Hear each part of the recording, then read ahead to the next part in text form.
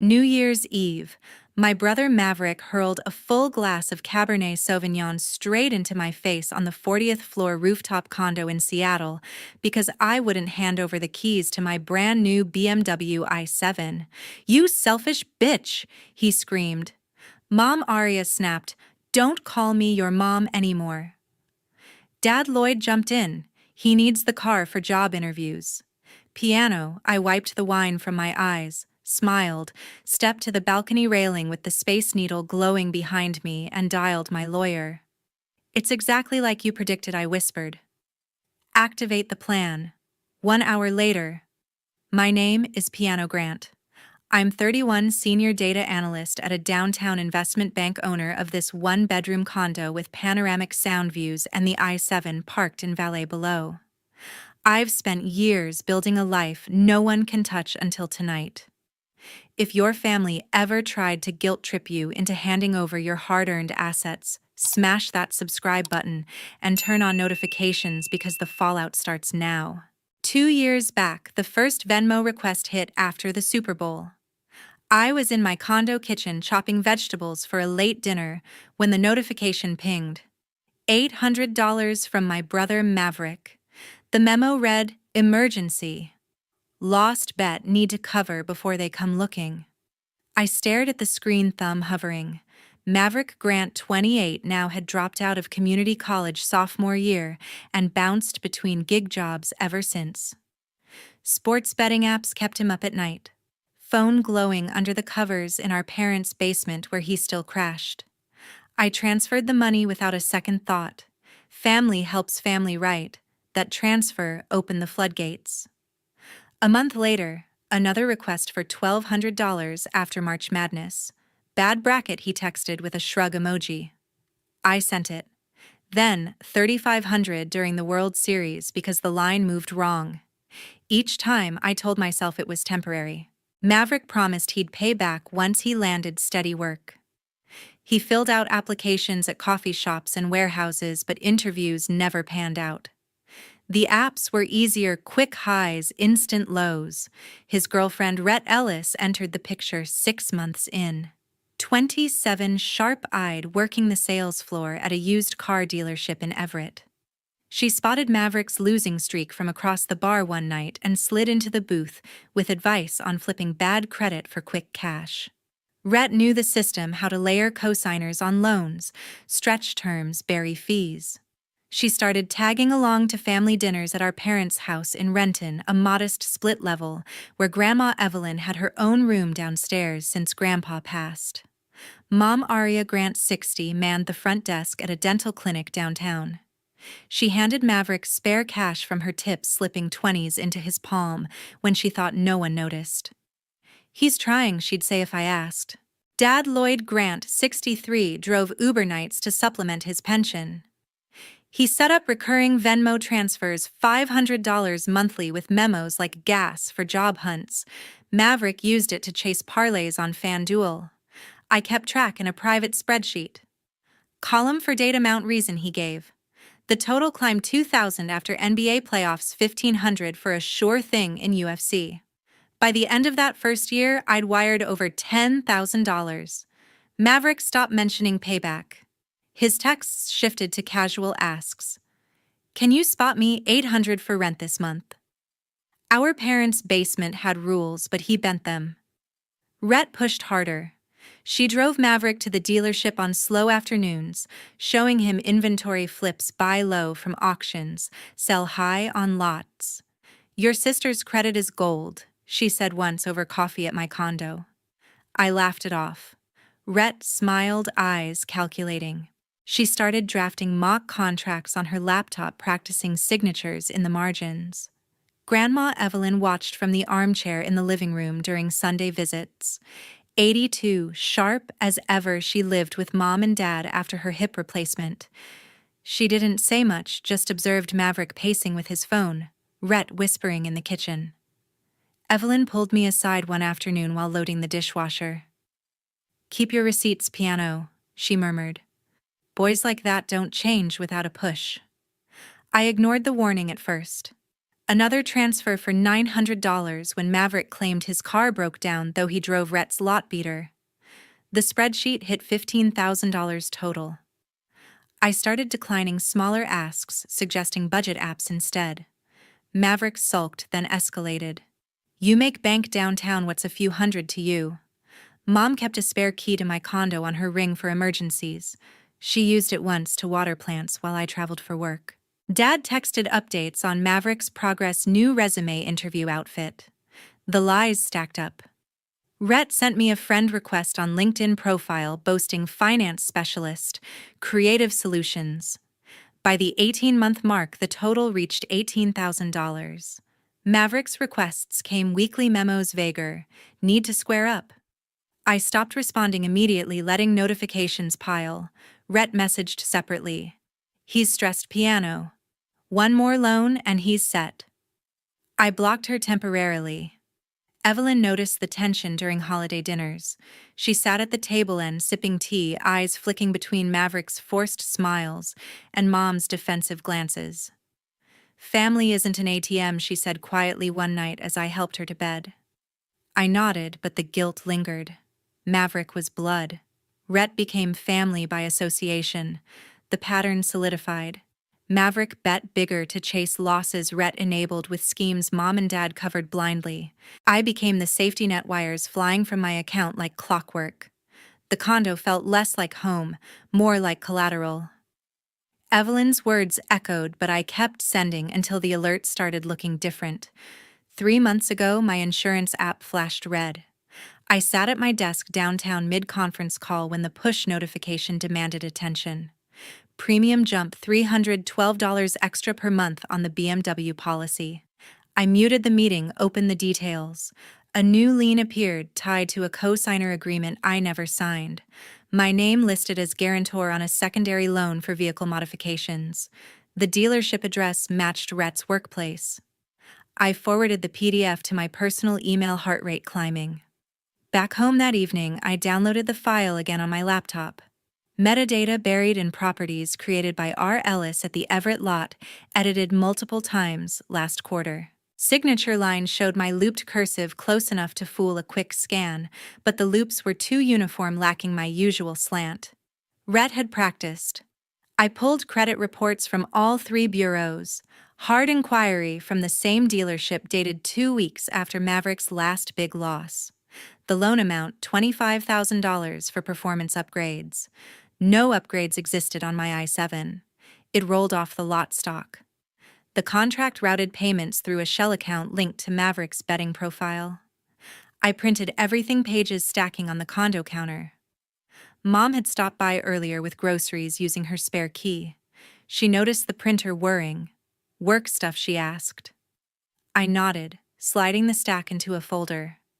Dad texted later, another $500 sent to Maverick for interview shoes. I screenshotted it. Grandma Evelyn shuffled in from the guest room during one of my weekend visits to Renton. She lived downstairs now, mobility limited but mind razor sharp. I showed her the printouts over tea. She adjusted her glasses, scanning the forged signature. "Document everything, dear," she whispered, voice low so Mom wouldn't hear from the kitchen. Paper trails outlast excuses. I contacted my lawyer, Tate Grant, that night. No relation, just coincidence, from college alumni network. 35, specialized in consumer fraud and credit disputes. We met at a quiet cafe near Pike Place the next morning. I laid out the folder. Tate flipped pages, nodding. "Classic straw borrower scheme," he said. "They add you as cosigner without consent, default hits your credit." He outlined steps: fraud alert on reports, dispute with insurer, potential police report. We focused on evidence. Tate suggested a discreet microphone in the BMW legal, since it's my property, activated only when parked in valet or garage. "Cloud sync time-stamped," he explained. "If they discuss selling or flipping, we capture it clean." I ordered the device online, installed it myself in the center console, wired to the car's battery for constant power. I froze joint accounts from old family plans, set 2-factor on banking apps. Tate drafted cease and desist letters, held them pending escalation. He pulled dealership records. Rhett's employee file flagged for prior complaints on aggressive co-signing. The loan officer signed off without verification. Back at the condo, I reviewed dash cam footage from recent weeks. Maverick borrowed the i7 twice for errands, returning with fast food wrappers, and Rhett's perfume lingering. One clip showed them arguing in the garage, her gesturing at paperwork, him nodding. Audio muffled but enough to confirm coordination. Evelyn called midweek. "Saw your brother sneaking out back with envelopes," she said. "Thick ones." I thanked her, added notes to the file. Tate reviewed the growing dossier. "Solid foundation," he emailed. "Hold until they force your hand." I adjusted autopay to exclude any new liens, monitored daily. The insurer reversed the premium hike pending investigation. Credit scores dipped temporarily from the inquiry, but stabilized with the alert. Tate prepared affidavits ready to file if needed. The setup felt proactive, almost clinical. I drove the i7 to work, micro-silent but armed. Rhett texted once, "Heard about insurance glitch, dealership error." I left it on read. Mom asked why I changed the condo locks. "Security upgrade?" I replied. Evelyn sent a card in the mail, simple handwritten, strength in silence. I taped it inside the evidence folder. Tate scheduled a follow-up. "We wait for the trigger," he said. "They always overreach." New Year's Eve, string lights flickered over Puget Sound. The rooftop buzzed with co-workers in sequins and ties, champagne flutes clinking against the countdown clock. I hosted the party in my condo building, 40th floor, open bar, DJ spinning remixes. Family mixed with the bank team, mom chatting with HR, dad nursing a beer by the heaters. Maverick arrived late with Rhett, both dressed sharper than usual. The evening flowed smooth at first. I circulated, introducing Maverick as my brother to analysts who asked about my holiday plans. He smiled, tight eyes scanning the valet drop-off below. Rhett hovered near the dessert table, phone out, texting furiously. Dana Kim, 33, and my direct manager pulled me aside for a quick toast. "To crushing Q4," she said, glass raised. As midnight neared, the crowd migrated to the railing for the Space Needle show. Maverick cornered me near the bar, voice low but urgent. "Keys to the i7," he demanded. "Now."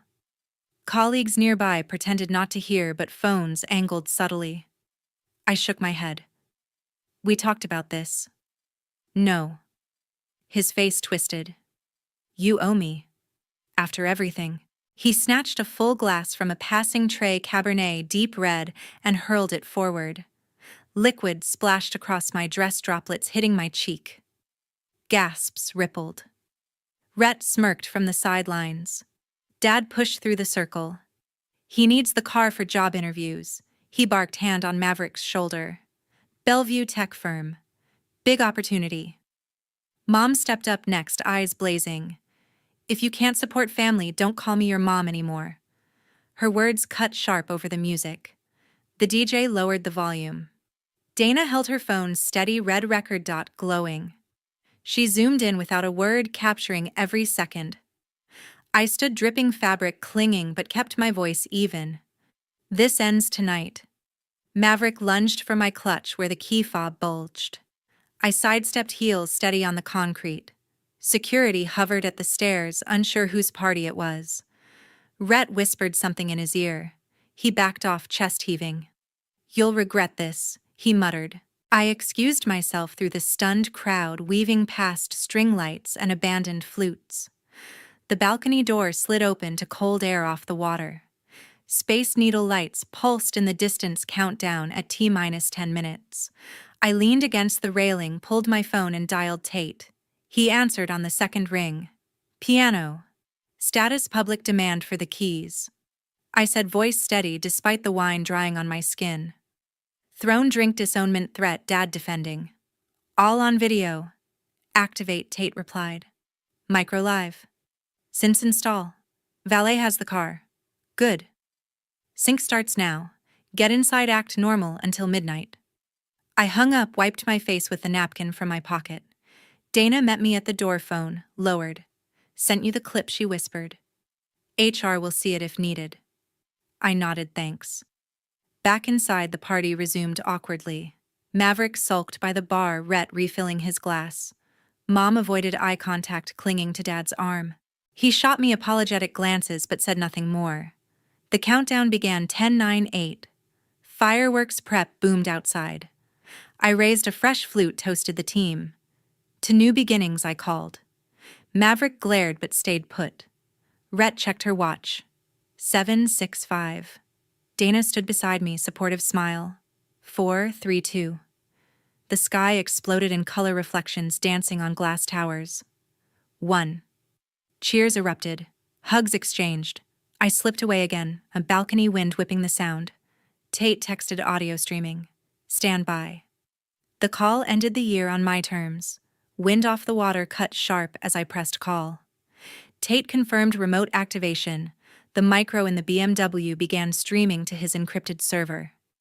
I slid the balcony door shut behind me, re-entering the rooftop where fireworks still painted the sky in bursts of gold and crimson.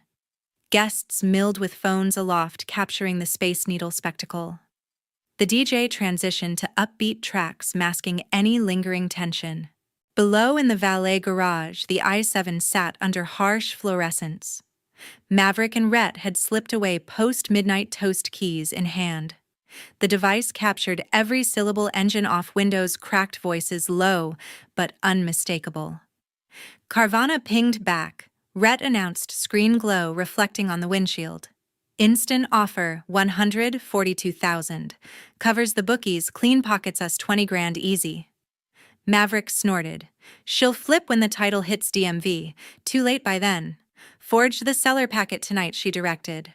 I'll swap VIN tags at the lot before sunrise. Buyer picks up tomorrow. Insurance still shows her as primary glitch in our favor. Lender thinks cosign valid. Their plan unfolded in real-time, timestamps ticking past 1 a.m. I adjusted the earbud volume, standing near the elevator bank. Dana appeared at my elbow, brow furrowed. You good? She whispered. I tilted the phone. Live feed, visible. Her eyes widened.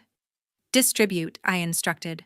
Company Slack first. Family group second. She posted to the work channel 214 active users. Holiday hangovers be damned. File attached, caption blunt. Active theft attempt on company employee asset BMW i7. Thumbs up reactions mixed with fire emojis. Compliance bot auto-flagged for review. Dana mirrored to the family chat, Maverick, Rhett, mom, dad, scattered ants. Audio embedded, played on loop for anyone tapping. Renton House went radio silent initially. Party energy shifted upstairs. Colleagues formed small clusters, glancing my way. One analyst mouthed, "Holy shit." I nodded, acknowledgement kept moving. Tate messaged transcript snippets, intent clear, felony conspiracy. He CC'd local PD contact for chain of custody. Dana tugged my sleeve to a quiet alcove. Legal drive synced. HR heads up sent. She showed the thread, VP already replying, support whatever piano needs. Fireworks finale boomed, grand cascades over the sound. Crowd cheered, glasses raised. Maverick re-entered alone, Rhett idling below. He scanned the room, spotted me, veered to the bar. Dad intercepted with a fresh beer. Mom hovered nearby, phone buzzing nonstop. Family group erupted. Dad typed, "Explain this now." Mom followed with voice note, shaky pleading. Maverick exited the chat entirely. Grandma Evelyn pinged private from Renton. "Proud of you, darling." No elaboration. I fired back a single heart emoji. Audio wrapped at 1:23 a.m. engine, starting tires, echoing up the ramp. Tate archived, checksum verified. Dana exported backups to 3 separate clouds. Rooftop cleared steadily. Coates claimed ride shares summoned. I stacked abandoned flutes, mind cataloging next moves. Valet log confirmed i7 departure time. Dana lingered last. Drive safe, she said, hugging quick. Monday debrief, count on it. Elevator descended smooth. Condo door locked behind me at 2:15. Server pinged final upload complete. Evidence locked, loaded, lethal. January 1st dawned gray over the Olympics. I brewed coffee in the condo kitchen sunlight, struggling through thick clouds. Notifications stayed muted from the overnight chaos. The intercom buzzed at 9 sharp. Lobby camera revealed Maverick, Rhett, and Mom huddled at the entrance. Maverick gripped a black duffel bag. Rhett clutched a stack of folders under her arm. Mom shifted weight between feet, scanning the panel. I answered audio only, voice calm. State your purpose. Mom leaned forward first. Let us up right now. We need to discuss last night's misunderstanding. No visitors without prior notice, I stated, citing building policy verbatim. Security enforces it. Maverick pushed closer to the speaker. This isn't a request piano. Open the door. Family business. Rhett waved the folders. We brought paperwork to fix the insurance mix-up. Quick signatures. I pressed the deny button. Screen flashed red. Access rejected. Their voices echoed in the marble lobby, arguing among themselves. Maverick kicked the baseboard lightly. Rhett dialed her phone, pacing. Mom pressed the buzzer repeatedly, rapid fire. Security arrived after 5 minutes, 2 guards in Navy uniforms. They spoke firmly, gesturing toward the exit. Maverick protested loudly. Rhett tucked folders inside her coat. Mom trailed behind as they escorted the trio out. Camera feed cut to empty lobby. Tate called while I poured a second cup. Certified letters mailed at 8:30, he reported. One to Maverick Grant at the Renton address, formal cease and desist on all contact with your vehicles and accounts. One to Rhett Ellis at the dealership, notice of intent to pursue fraud charges. One to the lender, full dispute of the cosigner addition with supporting affidavits. Tracking numbers, I asked. Live on USPS site. Signature required. Expected delivery by noon tomorrow. He detailed attachments. Time-stamped audio transcript, PDF metadata report, credit bureau disputes, lobby footage stills, non-emergency police report filed at downtown precinct, Tate added. Detective Ramirez, assigned, specializes in identity theft. Case number emailed.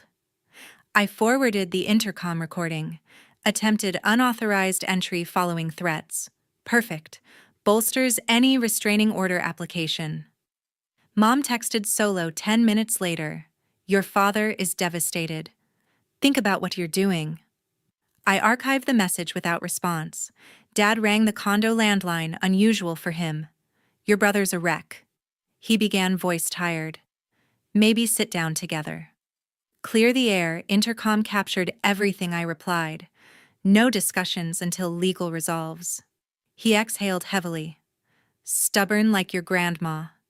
Click. By 10:30, Tate confirmed postal dispatch complete. I printed tracking pages, slipped them into the evidence binder. Labels organized audio-video correspondence. Grandma Evelyn initiated a video call from the Renton living room, her favorite recliner positioned near the bay window. Afternoon light filtered through lace curtains. Mom's muffled voice carried from the kitchen cabinets, slamming. Dad's TV murmured sports highlights. Evelyn adjusted her tablet angle. You held the line, she said softly, eyes bright. Blood isn't bondage. I leaned closer to my screen. Your words guided me. She glanced toward the hallway. Arya's pacing holes in the carpet, but truth stands. Keep that binder locked tight. Always do. Call whenever she finished. Proud doesn't cover it. The call ended. Screen saved, labeled with date. I backed it up to cloud. Lobby stayed quiet the rest of morning. Dana messaged from home. HR opened informal review on the clip, full support if you need statements. I sent thanks. Tate emailed scanned postal receipts by 1 p.m. Maverick refused, signature package returned to sender. Rhett accepted hers at the dealership desk. Lender responded, loan frozen pending investigation, no further payments withdrawn. I walked the condo hallway, binder secure under arm, pages thick with proof. Coffee cooled on the counter. Security logged the incident report, copy forwarded to Tate. Building manager confirmed keycard audit mom's spare deactivated months ago. Afternoon dragged. I reviewed lender correspondence line by line. Interest accrual paused. Credit alerts cleared one by one. Evelyn texted a photo her holding yesterday's newspaper proof of life. Caption still kicking. I replied with a thumbs up. Tate scheduled court filing prep for next week. Chapter 7. Draft ready, he said in voicemail. Bankruptcy forces disclosure. I filed the message. Binder grew heavier. Sun dipped behind clouds by 4. Evidence remained irrefutable. Certified letters left the mailbox before coffee cooled. Tate filed the Chapter 7 petition for Maverick at the federal courthouse by 9 a.m. Voluntary liquidation to erase unsecured obligations starting with the forged cosigner lien. Schedules detailed every gambling marker, the dealership loan, and the $18,000 wired from my accounts. The trustee, a no-nonsense veteran named Patel, accepted assignment within the hour and froze all known assets. I met Tate in his 15th floor office overlooking Elliott Bay. He spread the forms across the conference table. This forces full disclosure, he said, highlighting the asset section. Any Carvana proceeds surface immediately. Maverick e-signed under protest from a library computer, his phone service cut for non-payment. Rhett's fraud report landed with the State Department of Licensing at 10:30. Tate's packet included time-stamped metadata, the recorded sales pitch lender correspondence, and my sworn affidavit. An investigator opened case number DL 2025-00147, scheduling dealership audit for the following week. Rhett's supervisor placed her on unpaid leave pending outcome. Mom's revocable trust amendment executed quietly at the county recorder's office. I had revised it 18 months earlier, naming myself sole beneficiary and removing her as trustee. Tate filed the codicil update, converting it to irrevocable status. She challenges probate court, laughs, he noted, stamping the seal. Condo title, investment accounts, retirement funds, all shielded. Bank reversal hit my account by noon, $18,000 restored, fees, waived fraud, flag lifted. Credit bureaus updated within 24 hours. Score climbed 30 points overnight. Maverick attempted contact via burner app. Withdraw the filing, he texted. I'll Venmo $50 a month. I forwarded to Tate, blocked the number. Rhett hired a discount attorney who demanded document production.